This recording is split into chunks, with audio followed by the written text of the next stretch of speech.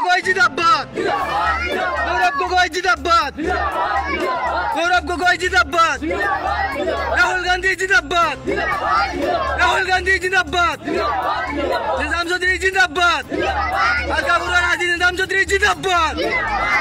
আমরা হাজি নিজামুদ্দিন সাহেবের কংগ্রেসের টিকিট দিবা আমরা সব কান বুঝার আছি আমরা নির্দল কানে কাড়া করিয়া কিষান করাই আমরা